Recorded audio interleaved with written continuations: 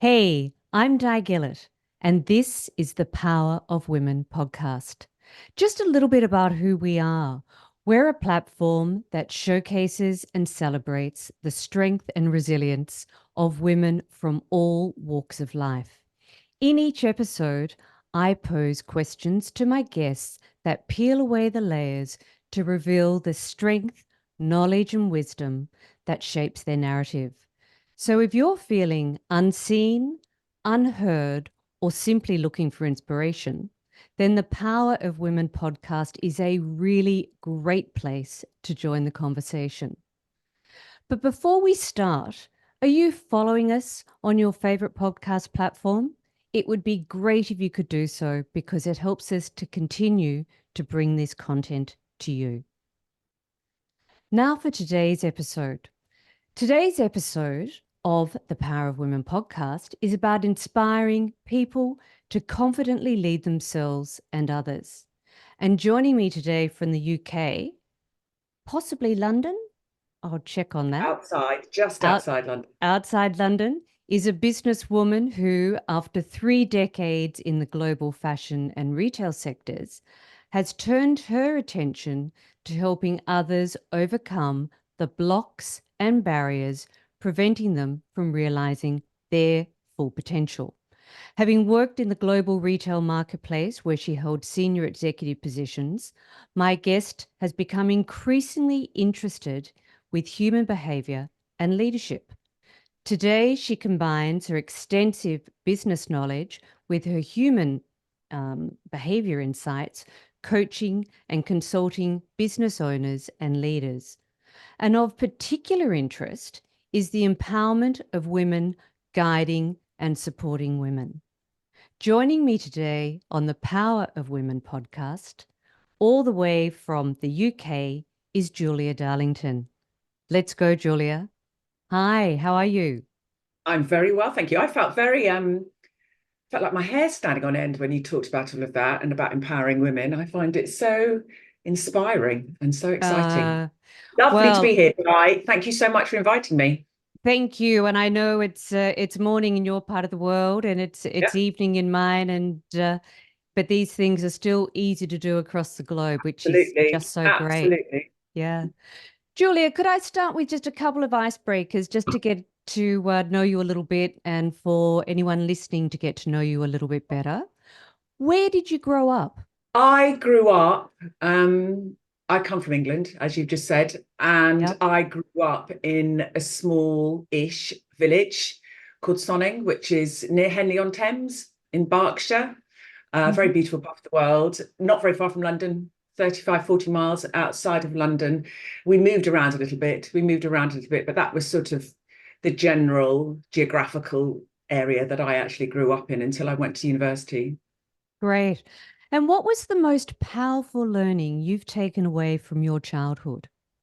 That was a really, you know what, thinking about that, there's many, many things, but the thing that really comes to mind for me, my mother, bless her soul, because she's not with us anymore, who was a huge influence on my life. When I look back, and I don't think I could have put this into words at the time, she was really entrepreneurial. However, Ah, she that's was never interesting. taken seriously. She was never taken seriously. In actual fact, not in a horrible way. She was ridiculed for that. The fact that she had so many ideas, so many ambitions, was constantly um, seeking fulfillment and success, and started various businesses whilst balancing looking after myself and my brother and my sister while my Yeah. dad was out at work. What Absolutely, businesses did she start? well, she started off, I mean, oh my word, she did. I mean, this is back in the day. This is back in the Mm, day. She did pyramid selling with cabochon jewelry. She worked as a salesperson consultant for something called the Cambridge Diet, which was all very much in fashion in the 70s and 80s. She wanted to be a writer, and she did get a couple of articles published, travel writing, which she very proudly hung on the walls. She ended up working as a bookkeeper for an organization. But it was that drive and that energy that she had but the fact that it was never taken seriously, it was Mm, never, she mm. was never sort of given the recognition for her drive and her ambition. And I know, and again, not in an unpleasant way, I know from her generational perspective, she had a brother who she loved dearly. He was given the educational opportunities, and she wasn't because she was a girl. And Yeah, obviously things have patriarchal changed. society just Yeah, coming yeah. through, and we're still chipping away. Yeah, Exactly, exactly. yeah. Still a long way to go. But I think that was a huge influence on me. And I don't think I probably fully appreciated it until more recently because of Yes. me starting my entrepreneurial journey. So and she was a huge role model for me generally as a wonderful, wonderful woman. Wonderful, wonderful Mm. woman. What a So great thing to be able to recall. Thank yeah, you. yeah, Thank fabulous you. lady. So, Julia, let's start with what it was like working at a director level with some of the UK's leading retailers, which is your background. You worked with brand names that probably resonate for listeners here in Australia as globally. Habitat, Coast, Monsoon, Accessories. Were women well represented in the senior leadership ranks in the 2000s and 2010s at that time? I think just to give it a little bit of a context, because when I stepped into the industry after studying specifically to do fashion and retail and production and manufacturing, so I'd spent 4 years in Manchester doing that, and I started at M&S, so big corporate animal that was sort of the linchpin, I suppose, of the industry at the time. So that was actually back in the 90s, not the zeros. And just to put it into context, when I think back to that time, huge structure, multi-billion pound turnover business, there were many, many senior women, i.e., all the sort of product departments in the main in the women's wear area were run by women. However, Mm, there was no, once you'd reached the stage of being a senior selector, if you like, that's what their title was, there was no trajectory for them to actually then go any further up the ladder. For men, however, there was. And I remember when I first joined, my first senior selector, she was selected as being the first woman ever to be allowed to go up that sort of go up the ranks in terms of going up the merchandising route to become a merchandise manager and director.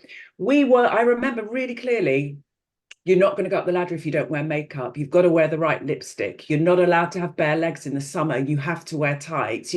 I mean, it was very antiquated. mm. Looking back, this is back in the 90s, but women were very, very and overtly judged by what they looked like, what they were wearing. Now, in part, that is the industry. In Yeah. part, that is the industry. Mm. If you're going to be working in a creative fashion environment, then of course, your external brand is very influential with regards to the impact that you have in that business.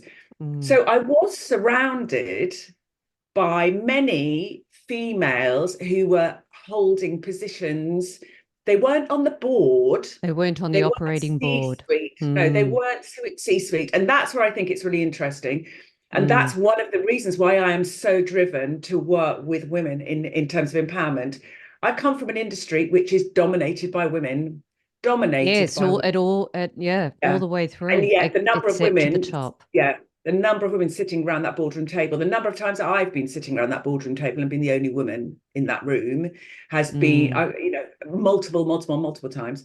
So yes, there were women in senior positions within the zeros and the 2010s. And it's been an interesting journey for me because I have actually thought through who have been my leaders, who have been my role models. The majority by far and away have been men, with a few women scattered within that mix. I think what's very Mm. interesting, and I imagine it's one of the things that we will discuss, and a lot of the conversations I've had with female senior leaders over the more recent past, the role modeling that was available to us as women was not a positive role model, in that the way in Mm. which women were leading was not the way in which many, many women today want to lead, but they haven't got strong role models to show them how to do it.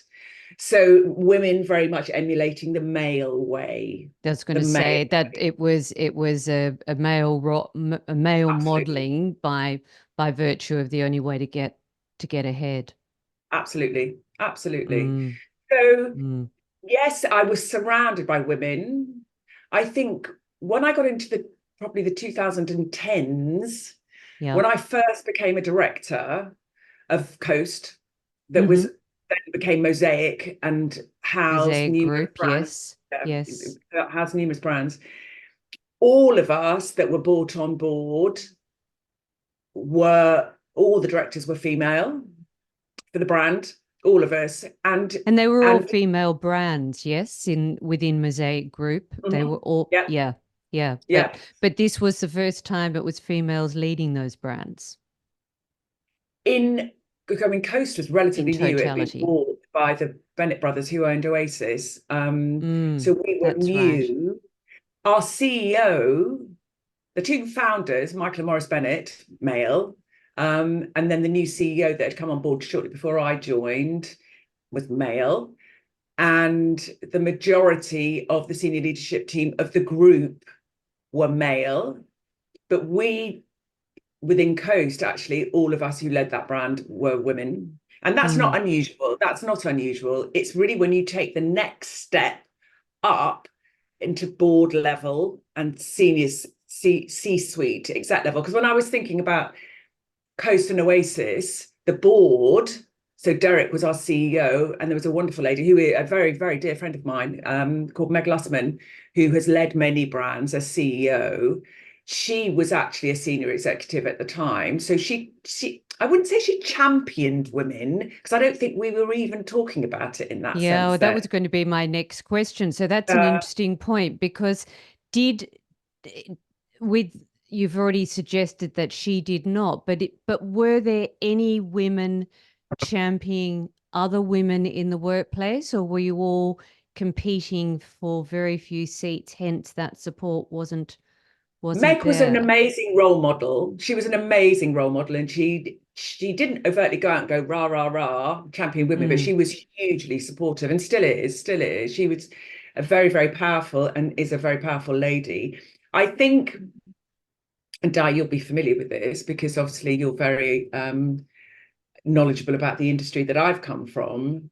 mm, Oh my word, there was a huge amount of stabbing in the back and women lifting women up. Yes, some of them, yeah, some of them wonderful, but oh my lord, some of them absolutely not, mm, absolutely not. Completely the reverse, completely the mm, reverse. And I do think, as you've just said, I think a huge sort of driver behind that was the positions were not as plentiful as for our male counterparts, and therefore the competition to get to the top was fierce. I also mm, think, and this is a much broader subject. I also believe very strongly, we've since the beginning of business, since the beginning of history, the beginning of time, business has been run by men. Business has been mm. run by men. And therefore the male characteristics and I've got nothing against men. I don't want anybody to think that I No, and dislike neither does the them at power. all. No, that I neither does love the them. power of women. We're Yeah, simply trying to tease out the stories that are the way in which we've lived our lives in the society as yeah, we've found it, and particularly of women over 50. And it will be a very different discussion if we're having this in a decade's absolutely. time. It's And we know that. absolutely. So Yeah. I think that the male way of doing things, and I'm being very simplistic here, but the very masculine model of doing business is very vertical. There's a goal at the top, which is usually a Mm, financial target. yes. And again, I'm being very generalistic here because just to sort of make a point. And the way to get there is very linear, A, B, C, D, E to get there. Yeah. Don't think outside of that. Very masculine, very driven, don't sort of bring everything in that's around the outside. Whereas women generally approach things in a much more holistic 360 manner, That's which we've right. recognized and realized actually for the world that we are in and the world that we're going into, and the huge paradigm shift that we're all experiencing in the world, in every sense of the word, actually Mm. the old way of doing it no longer works. But back in the day, that was the only way. That was the only Yes. way. And to demonstrate some of the more, and I'm not saying men don't have these, because they do, many men have these feminine attributes as well, but to demonstrate the softer skills would be Mm. construed as weakness, Mm. would be Mm. construed as, to show any vulnerability, to show that softer side would be seen as weakness. Mm.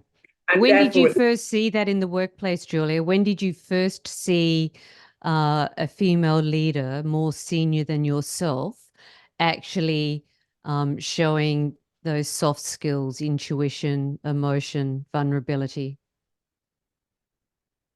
I think, oh, when did I first see it? I definitely think even from the beginning of my journey at M&S, there was two very distinct camps of senior women. Though I was very, very fortunate to work with two very, very wonderful ladies who actually, in terms of, and again, I wouldn't have had the language to use at the time, but from a values alignment perspective, in terms of respect, in terms of um, trust, in terms of honesty and supporting others. There were two individual women who absolutely showed that there was hope and there was the way. I Mm. wouldn't say they showed vulnerability. No, I'm suggesting they were probably quite tough, but they had these softer Yeah, skills within their armory. exactly. Whereas Yeah. the other side of the fence was, oh, not in a million, not in a billion. I mean, chuck me off at the knees if they could, and very often Mm. did. Um, Mm. if they felt threatened, and again, I can see this now, having been a coach and working with so many senior leaders, the fear, all driven by fear, the fear of not being in control, the fear of being ousted, the fear of not being successful. Many of those women responded in kind as a consequence of that. I would say it's a really interesting one. Have I ever seen anyone demonstrate publicly?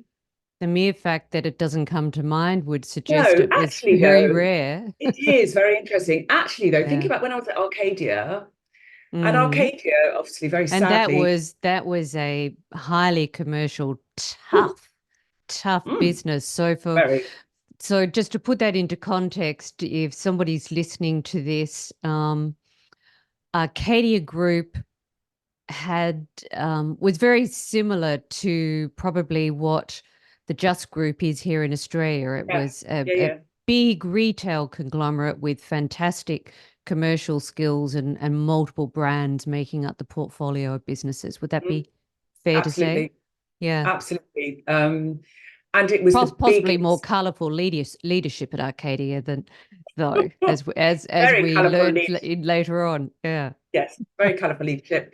Um, but an interesting model, similar to the Just Group, in that each brand almost operated as its own business. There were Yes, certain shared end-to-end functions. businesses. Yeah, Yes. there were Yeah. certain shared group functions, but Mm. each MD of that brand or brand director, or whatever the title was they were given, because they were given different titles, ultimately was responsible for that brand. Now, when I think back to when I was at Arcadia, strangely, actually, very, very strangely, because I'd always believed that I wouldn't fit into Arcadia and it wouldn't be my model because, as you've alluded to, tough, very, very divisive, I always thought that it wasn't the model that would make me happy. And in actual fact, the leader of the brand that I was in, a wonderful lady called Anne Secunda, who was the head of the brand and had been with the business for 30 years, 20, Mm. 30 years, a long, long, long time.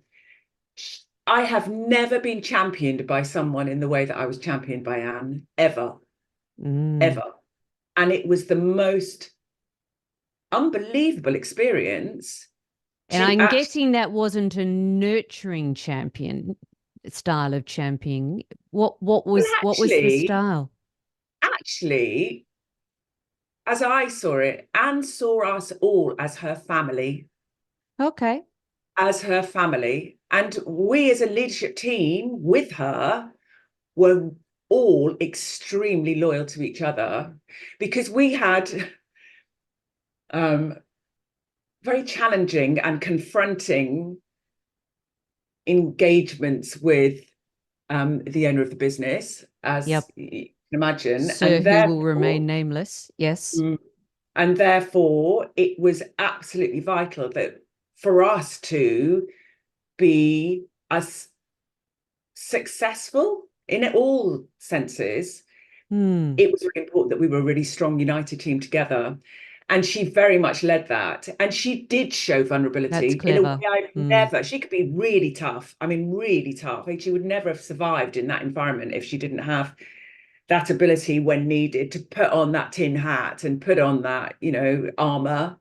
Mm. But she, to us, not to everybody, but she did show love, care, vulnerability that actually made her more powerful for me. Definitely, I can't speak for Mm. everyone, but the very fact that you know she would openly wear her heart on her sleeve, and I think very often I saw that, and I think most of us around her saw that actually because she cared so much about Mm. us.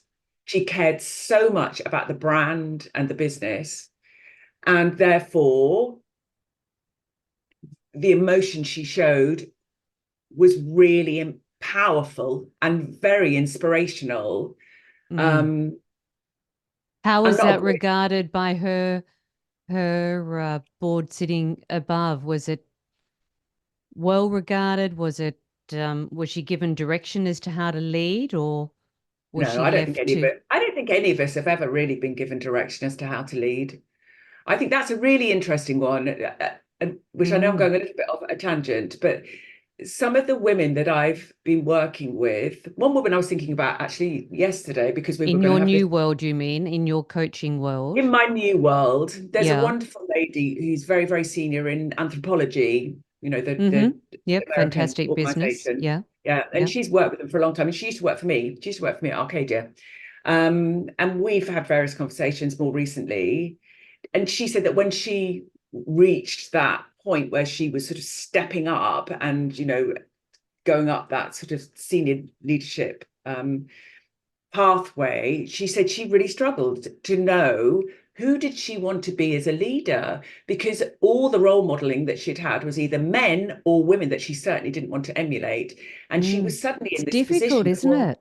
yeah, Yeah. because nobody had ever taken her to one side or had those conversations. The conversations I have with many of the women that I speak to. I'm currently working, for example, with a first appointment CEO. And it's, well, who do you want to be as a leader? When you walk out of the room and people are talking about you, what do you want them to say about you? Mm. Who do you want to be? And I And think, that's not necessarily a female either. I mean, mm, as we yeah, said, we're not anti-men. There may well not at be all.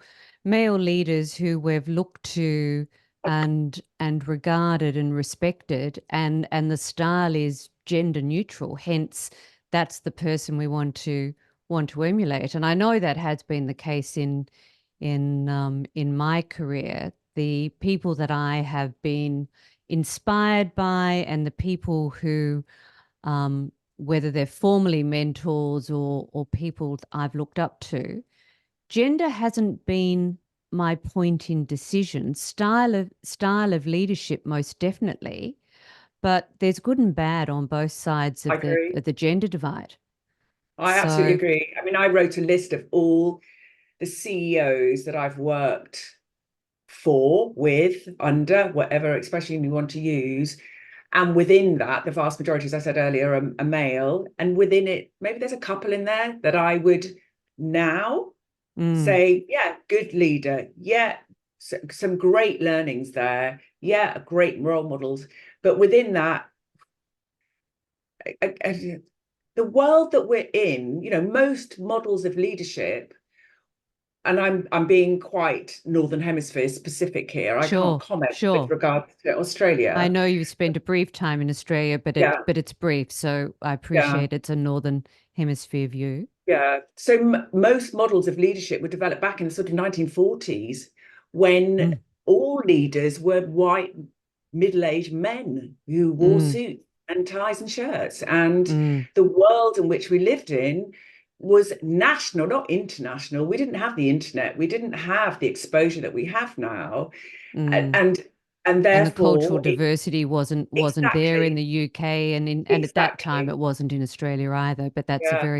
that's a very different landscape today. Definitely. So Mm, many of the ways in which if we've been fortunate enough, we've been advised to lead, or the models mm, we've been given to emulate, which is still some of them very relevant. Don't get me wrong. It's not that it's irrelevant.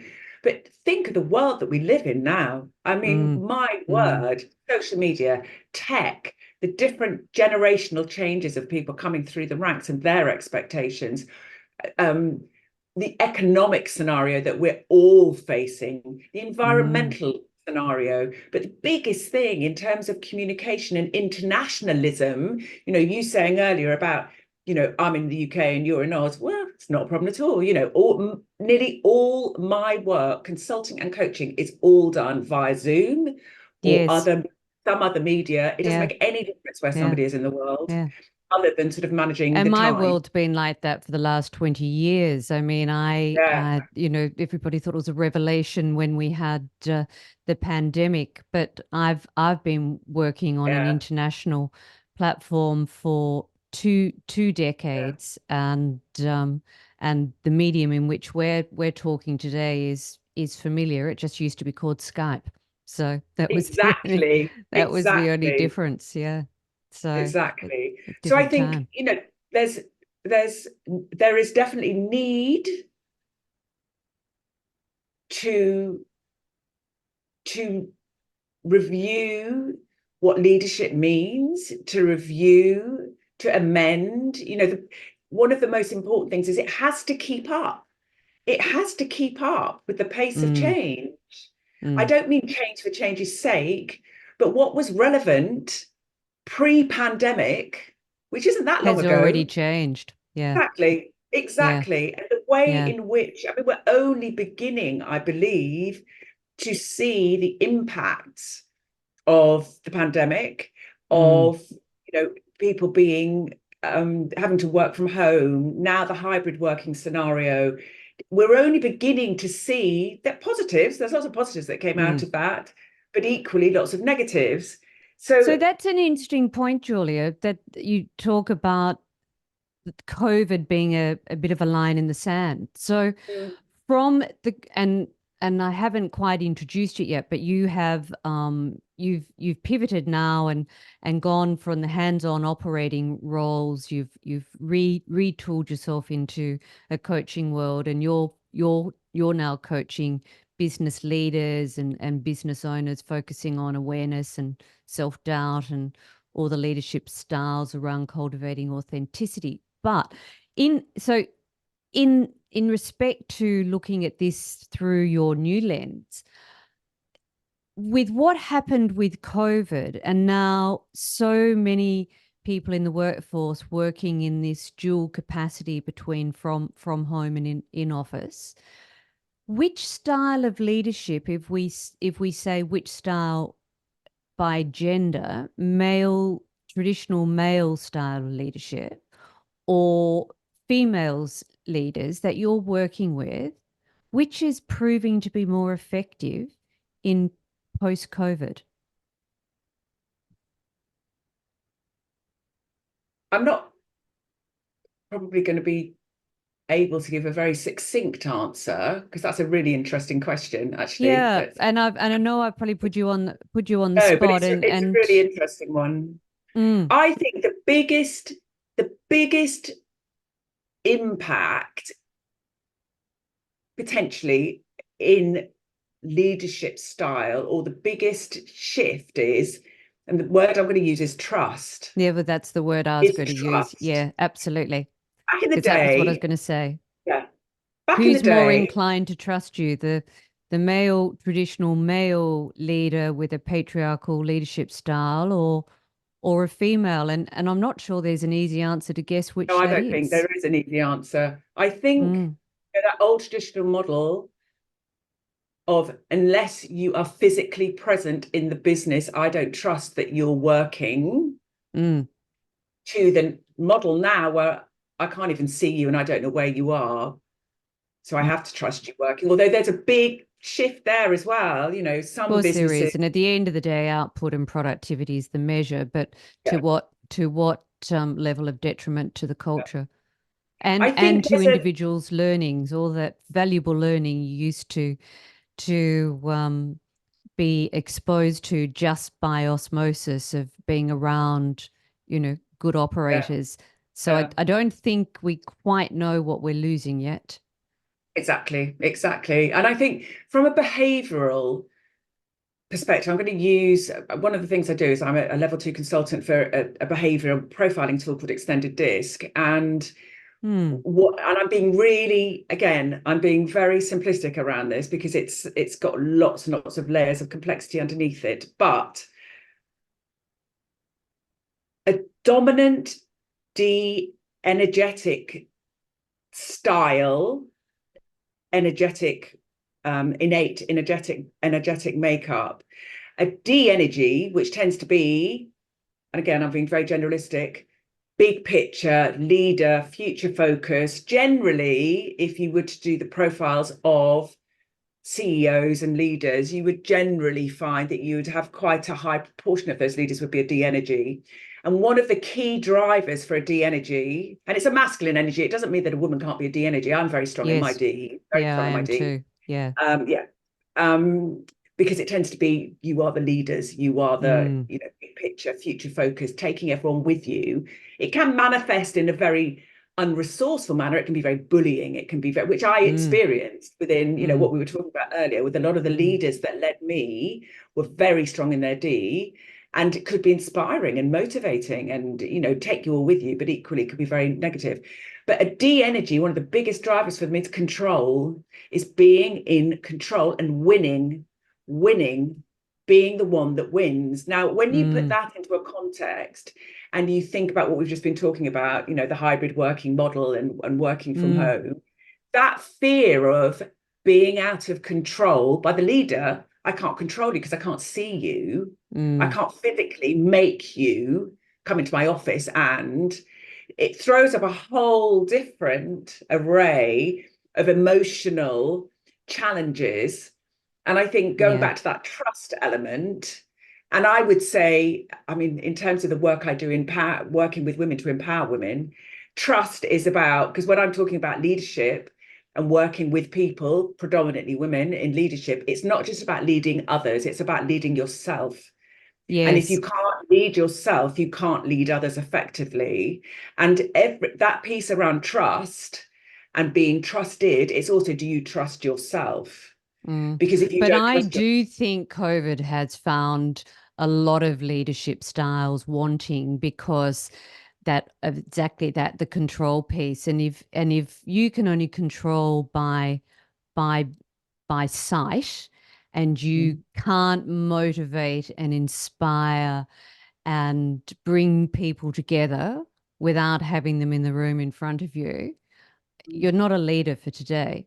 no, I agree. And I think that goes back to leadership of self from Mm, an energetic perspective, who mm. you are and how you impact others. It doesn't make it doesn't actually, from an energetic point of view, you can be inspirational, nurturing, Yeah, I don't coaching. need to be in the room to inspire Exactly. you.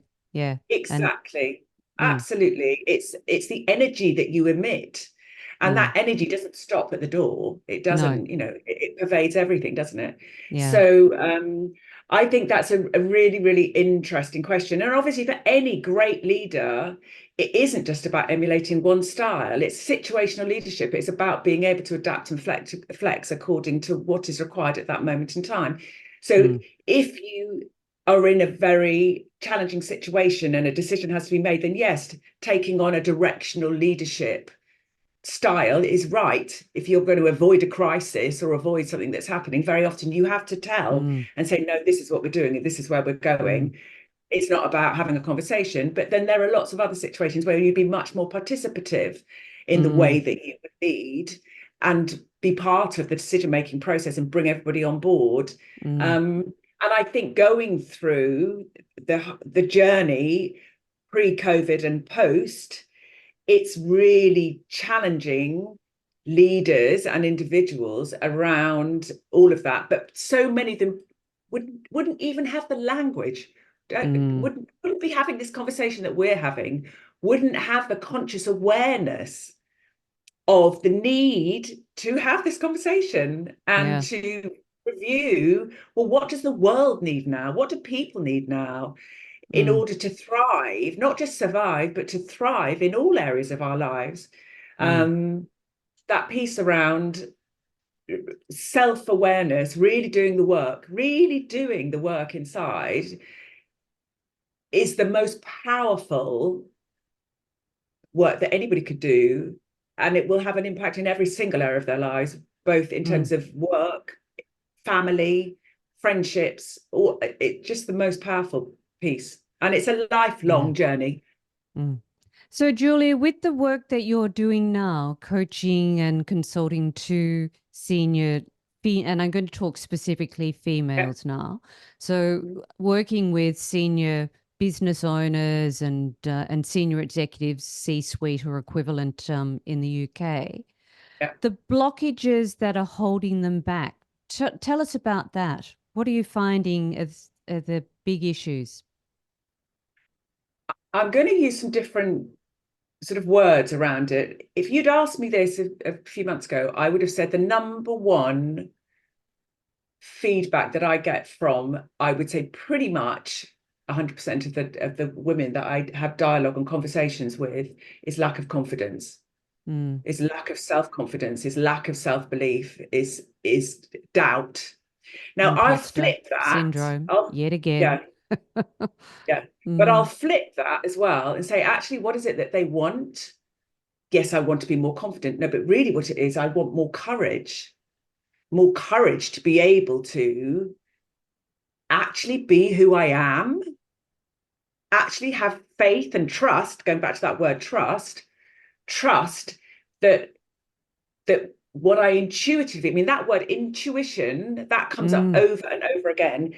And I'm not saying men aren't intuitive, because they are, but trusting your intuitive voice and drive, that is really powerful for business. But I mm, would say that the number one thing, even if it isn't what we start the conversation around, it could be mm. something. I bring coaching and consulting to the party.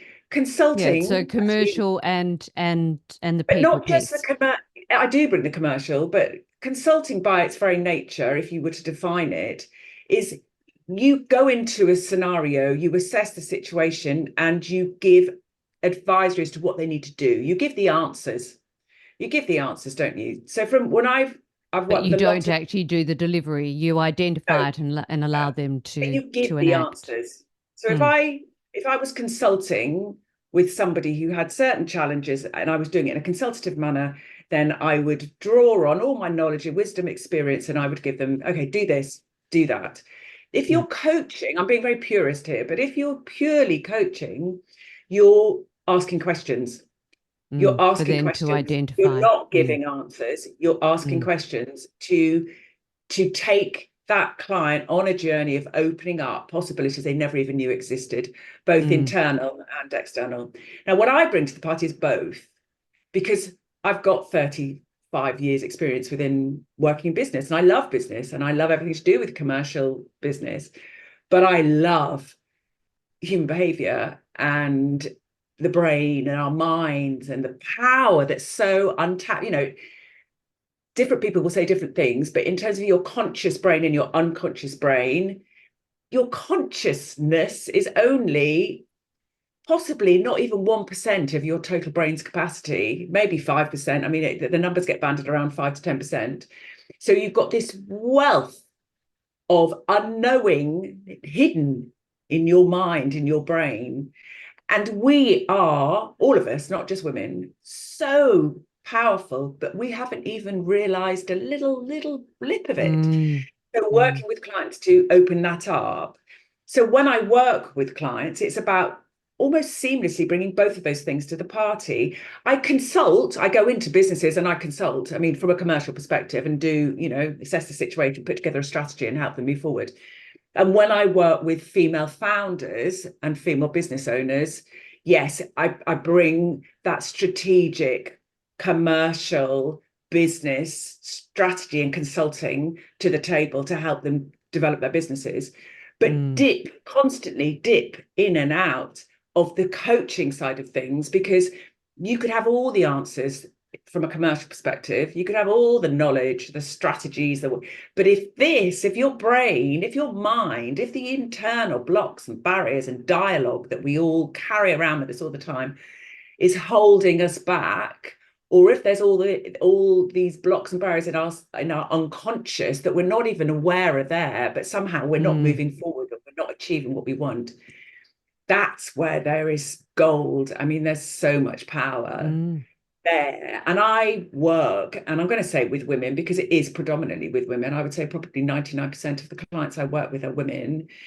is about unlocking that power. I mean, we do not realize how powerful we can be. And I actively work with women to empower them, mm, to take them on a journey, to give them the tools to mm. be able to achieve whatever it is they want to achieve, because not Yeah. everybody wants to be the top of the tree.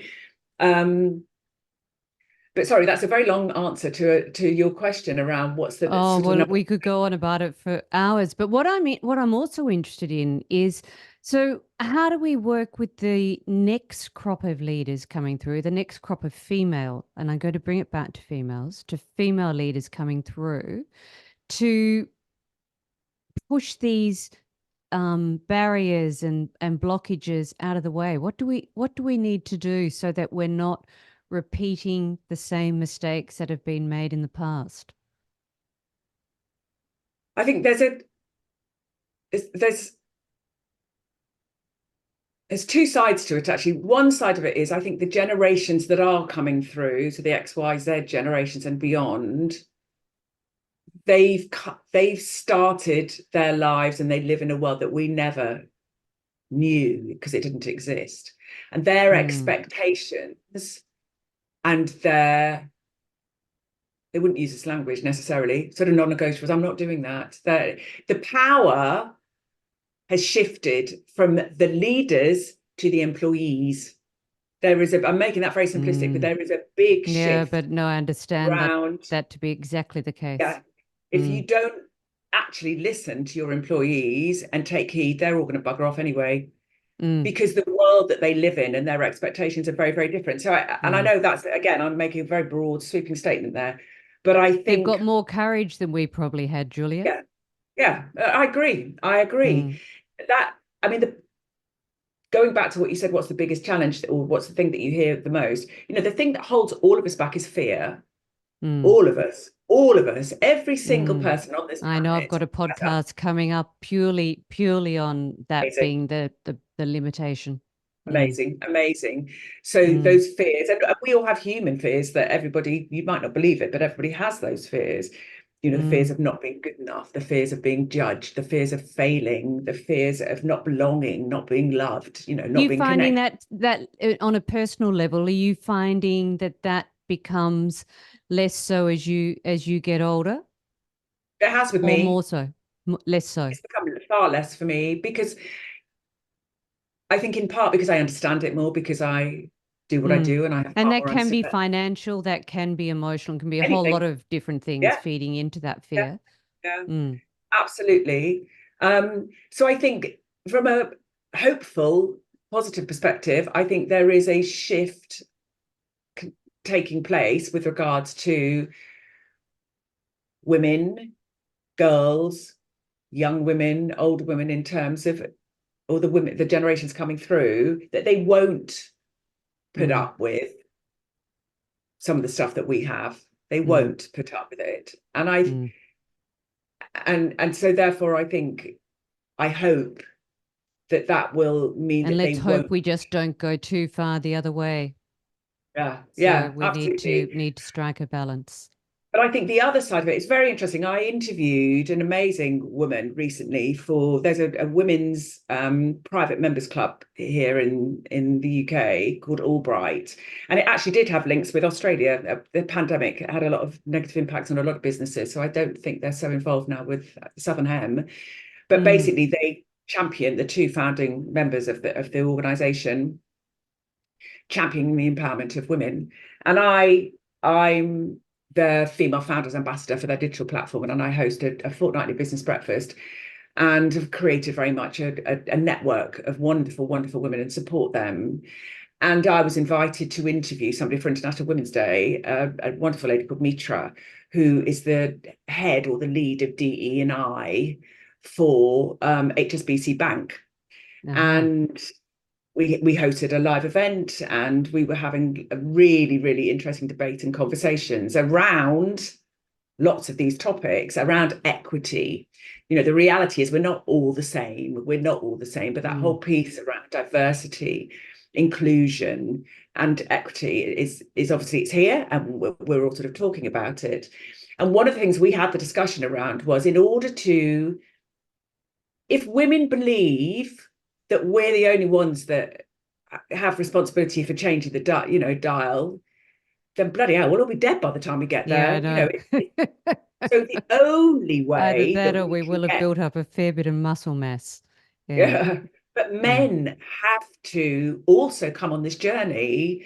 Mm. Men also have to, and some do and some don't, because there's Mm. fear around that as well. I mean, this is a Mm. huge shift Well, I in mean, they're facing into their own challenges of where do they fit, and exactly you know, loss of that's another. power, loss Yep. of control, Yep. all of that stuff, that Yeah. very masculine energy. Yeah. But some men, because there are some wonderful guys out there who very much are championing this change and this journey and this movement. So I think it's for women to how to be the role models for other women, to show them that it's okay to do it in a different way, that it's just as powerful. One of the analogies that I used the other day, we've been, and again, I'll be very generalistic, we've been brought up believing that power and, you know, to be really powerful, it has to be loud and it has to be aggressive and it has to be bold and it has to be, you know, if Mm. I think of somebody who epitomizes it, I think of Donald Trump, you know, epitomizes that this is power and all of that. Well, I use an example of when my son's 22 now, so this wouldn't happen now. But when he was very little, you know, if he'd done something wrong or he was naughty and I shouted, yeah, there's a, you know, as you do. When it was really powerful was when he'd done something and I was really angry and I didn't say anything at all. Anything. And people Yes. went Silence can silent. be more powerful. Mm. Exactly. Mm. So I think that something that came up in the conversation I was having with Mitra, really interesting. One of the things that we've all been led to believe is that men are better at dealing with conflict. So most of the women that I have conversations with, when we're talking about fears, there's this fear of conflict, this fear of actually being in a conflicting situation or having to Yeah, deal I with didn't conflicting. inherit that gene, but I understand that's the Yeah. case. But actually, what's really interesting, this is what Mitra brought to the table. Women are far better at doing the work behind the scenes to stop the conflict head, ever coming to head. Men will wade in at the end. Oh, yes, I can sort this out Mm. and I'll be the big, you know, Mm. Where I women am. work on stopping it happening in the We're first far instance. better, exactly, Mm. far better. So Mm. the power, you know, when Mm. if we're thinking about the leadership of business, the leadership of teams, the leadership of individuals, to have that ability to mediate, that ability to identify potential conflict, to be able to identify and using another skill set to be able to work with individuals so that ultimately that conflict is then dissipated and avoided in the first place. We could It's do with some more really, global female leaders by the sound of that, Julia. yeah. But Yeah. I'm going to say we're going to call a break for a moment, but coming up, we're going to get some more insights from you. So returning shortly. So Julia, we've both come probably from quite common professional backgrounds in the early days. I came up through graduate programs in the retail marketplace in Australia, and you would have come up through leadership programs in the UK. And the department stores were fantastic destinations in the day for developing young commercial leaders through the 80s and 90s. Are those types of programs that, and my recall is nearly all of the boards and operating board members that we used to sit in front of to earn a seat on those programs was, it was a room full of men. I can remember going into just a room full of men and pitching your case to actually be one of the few selected to be on the program. And the emphasis on the learnings and what we were taught was very much about the commercial aspects of running a business. Yeah. Today, given the way children are educated, the way in which we are encouraged to parent, do we need to put more emphasis on the softer skills, resilience and confidence, and the tools that come in terms of empowering and leading more so than the commercial bit?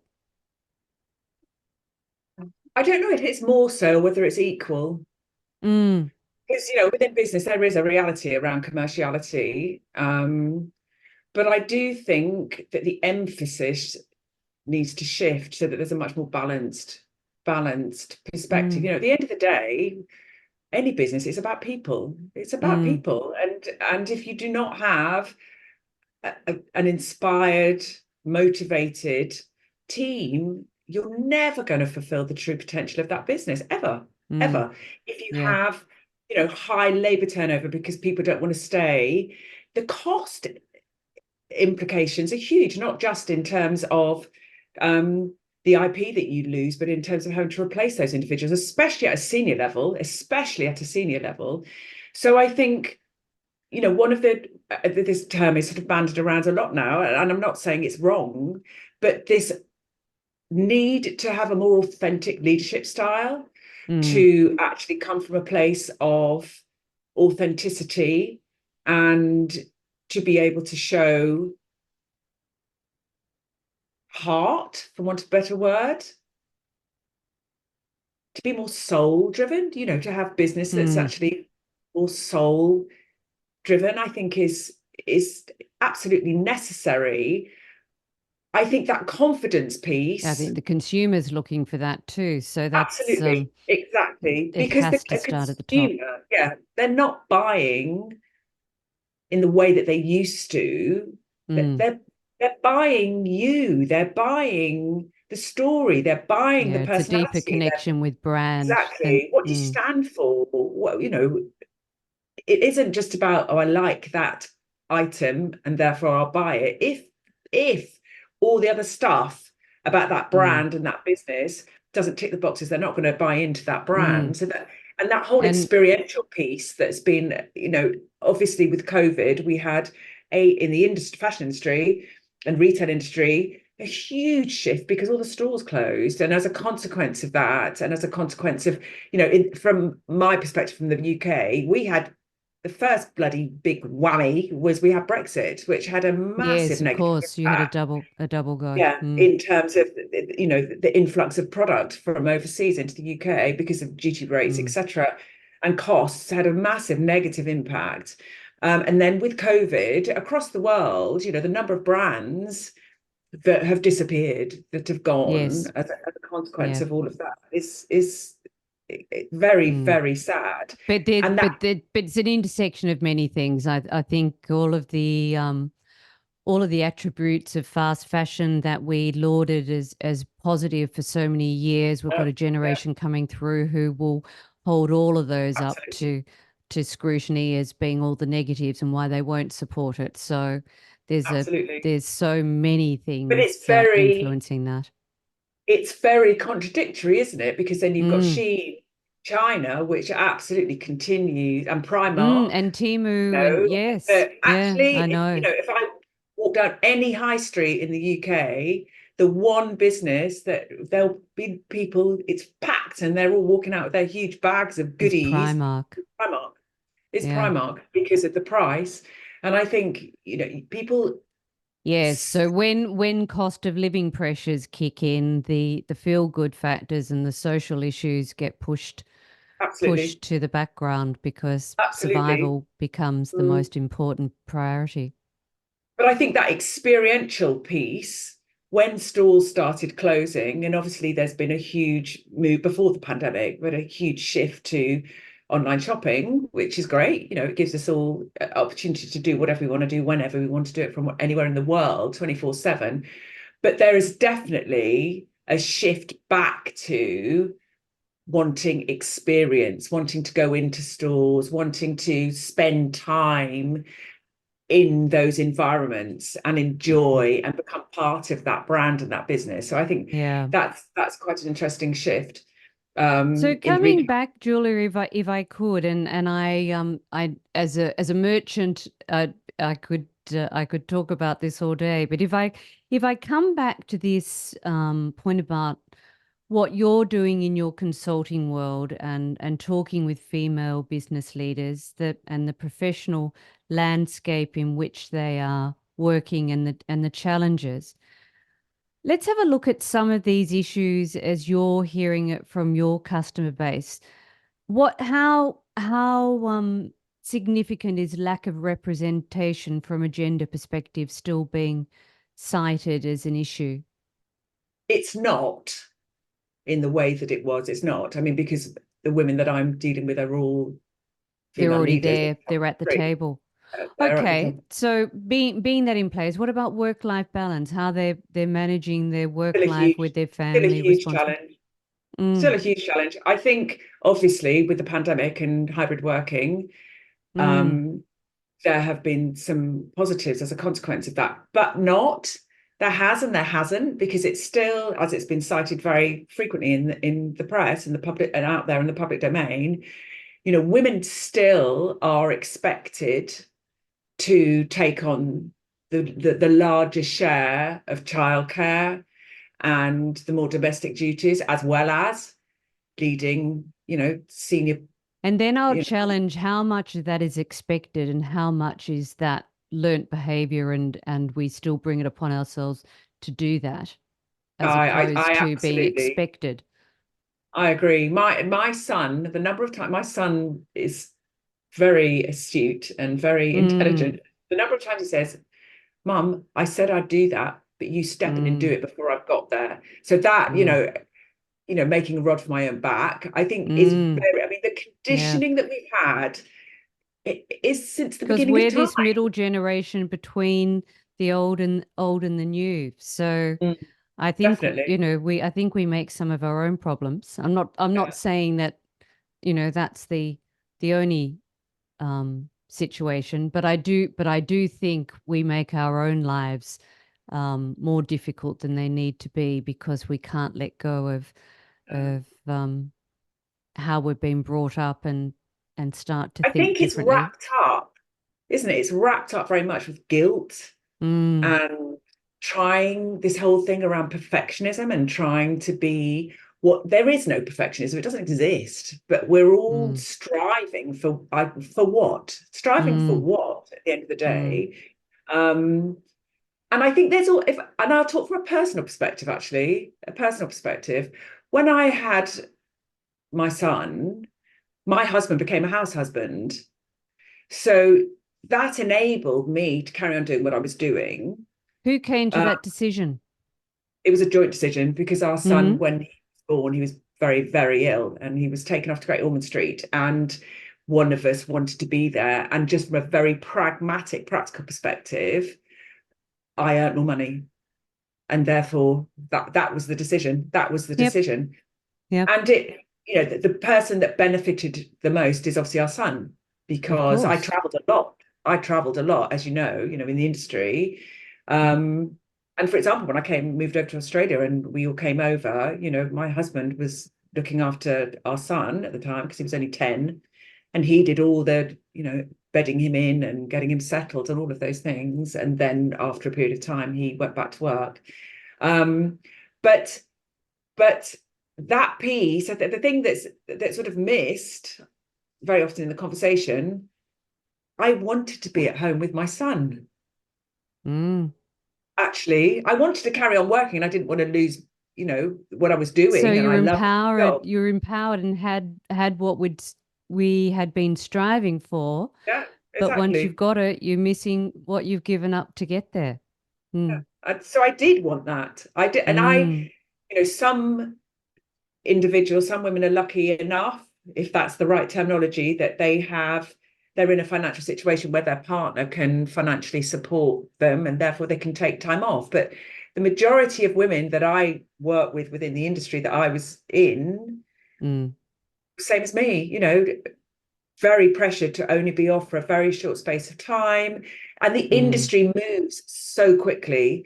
So I'm not saying it's the only one the same as this, but to step out of the industry for any longer than a few months, the industry is just so rapid and changing that Mm. if you stepped out for a year or longer, actually there is an impact. It takes a long Yeah. time to get yourself back under the feet under that table Yeah. and get And back I on top think of things. retail has been unique in, your home construct would have been replicated across the globe in retailers because of the Absolutely. prominence of female retail leaders. But I'm sure we're starting to see the same in tech and other STEM areas now, where the female um, uh, income is the lead income in households. But Hence, it's changing the balance. I don't know whether you did. I certainly didn't experience when I was going through, as my son was a baby and then growing up. I think of when Sheryl Sandberg became, the leader at Facebook. She set up things, didn't she, so that That's women right. had Hmm. support functions within the organization. I've never experienced that. Not in any business I've worked in, have never experienced that there was a crash or there was any Isn't support that it? function. Yeah, isn't that interesting? So Yeah. I worked with one of the leading fashion brands in Australia in the 80s. And it was founded by brother and sister. It was actually Country Road, Oh, right, and yeah. Steve Bennett and Jane Parker.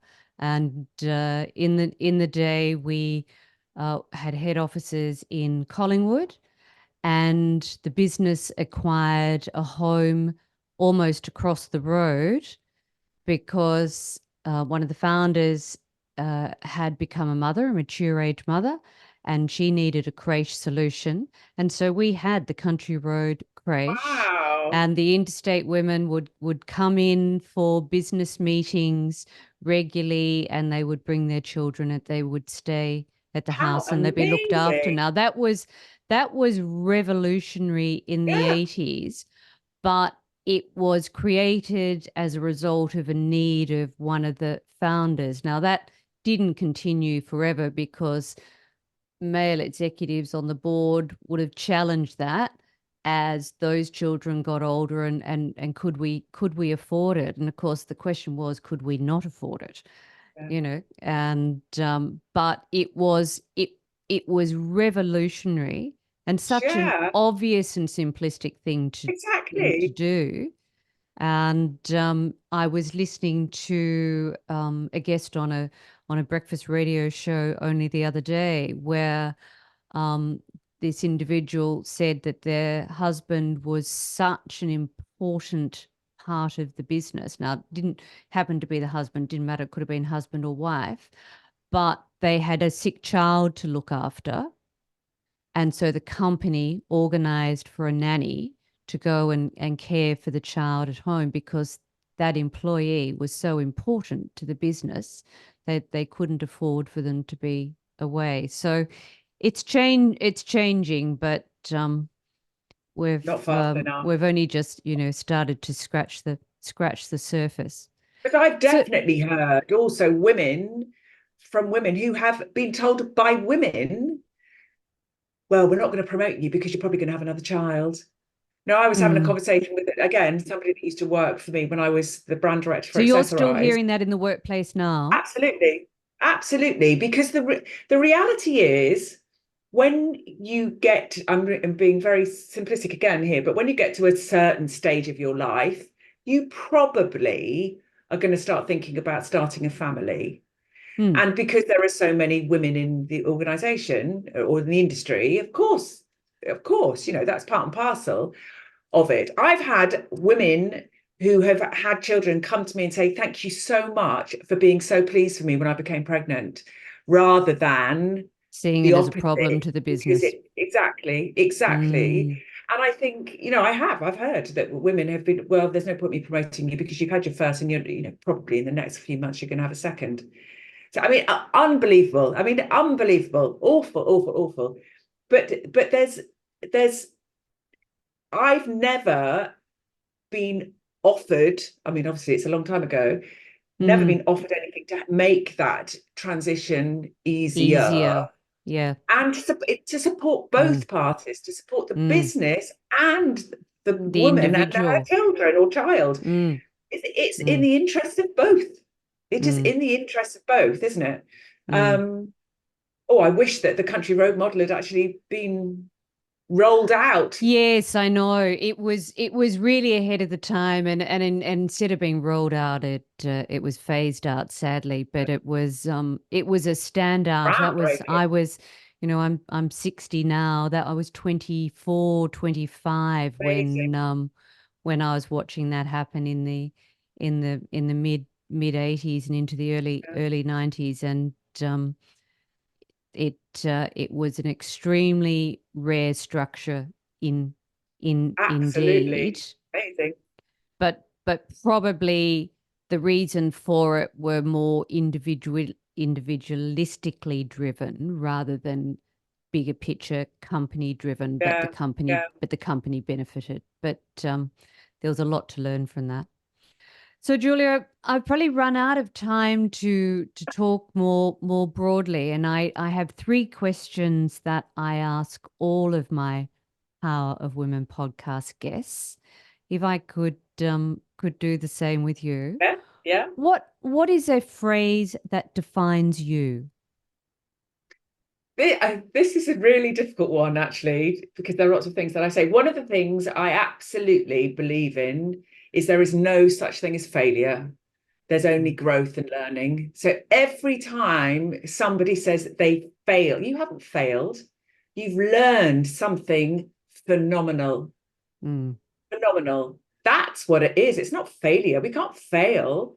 And if you want to use the word failure, the only way you can move on and achieve whatever it is you want is you have to go through, maybe it's painful, but go through that. And if people that can see me, I'm putting it in inverted commas, failure, but it's mm, learning. It's growth and yeah, learning. It's yeah, growth and couldn't learning. agree more.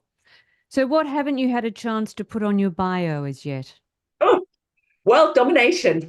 I definitely want to write books around female empowerment and leadership and all of those things. I mean, I do speak at events, but I want to be on that big stage, leading women to this place of empowerment. And, I've said this to a lot of people, and I'll say it on here in public forum. I genuinely believe that women will rule the world. I really Mm, do. I think that the world, it's now our time. it is. There's Now no our question about time. that. Yeah. Mm, And the very fact we're having this conversation, Di, and the very fact that you started the Power of Women to have these conversations and have this dialogue around the world, we have the power. We have mm, the power. mm. So yes, world Couldn't domination. agree more. So if there is somebody out there who's feeling unseen or unheard or lacking in confidence, what would be the pearl of wisdom you'd have to offer them today? It's an inside job. It Mm, really is an inside job.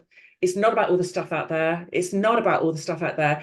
It's about doing the work, the internal work, the work Mm, on self, because that's where confidence comes from. You know, in terms of confidence, there's all the external stuff that's going on that you can't affect. You mm, can't affect what's happening in the world and the economy, and you can't.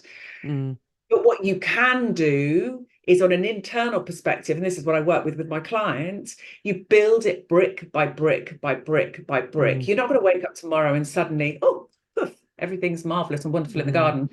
mm. It's an inside job. Do the So work on the here's inside. the ad, Julia. If somebody's looking to engage your services, how can they find you? They can find me on my website, which Yes. is juliadarlington.com. They can find me on LinkedIn, Mm-hmm. similarly, Julia Darlington. They can email me at julia@juliadarlington.com. So it's all quite simple to It find is me. indeed. Yeah, and Fantastic. I'd love to have a conversation with anybody who might need some help and support and be Lovely. interested, whether that be from a personal So I'm perspective or actually with. going to, if I wrap up our conversation today, I think one of the things that's really going to resonate for me for a long time is what you've just said. It's an inside job. It's up to us to manage our destiny and take control, push Absolutely away take that fear. responsibility. Yeah, Take brilliant. responsibility. Julia, thank you so much for joining us on the Power of Women podcast. It's been an absolute delight, and I love talking around the world with different leaders and different business women. And whilst we're all different, we're all very much singing from the same hymn sheet, and the Absolutely. issues are very much the same. So, if the Power of Women podcast resonates, please follow and like us, and please share this or other episodes with others in your universe. You can also follow us on LinkedIn, Facebook, and Instagram. We can be a little bit hard to find because, believe it or not, I do not have a monopoly on the phrase power of women as much as I'd love to. So, if you're looking for us on your favorite podcast platform, make sure you put in the Power of Women podcast with Di Gillett, and you should find us quite readily. You can also jump on to my website, which is powerofwomen.com.au, and connect with me directly, where you could also suggest a topic or a guest that you'd like to hear from. Until next time.